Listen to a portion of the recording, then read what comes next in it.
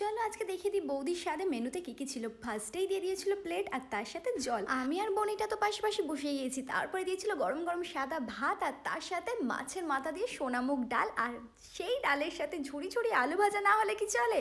একদমই না।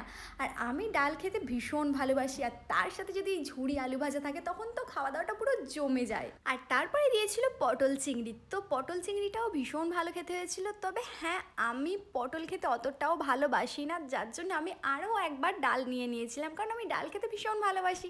যাই হোক, আমার প্লেটটার অবস্থা দেখো পুরো ভর্তি হয়ে গেছে, কিন্তু আমি একটুও খাবার নষ্ট করিনি, সবটুকু খেয়ে নিয়েছিলাম। আর তারপরে দিয়েছিল কাতলা কালিয়া। আর এদিকে আমার মাছ খাওয়া শেষ হতে না হতেই চাটনি পাঁপড় এসে হাজির। তারপরে ছিল পায়েস, আর তারপরে ছিল রসগোল্লা। যেহেতু মিষ্টিটা আমি কম খাই তো 1 পিস খেয়েছিলাম।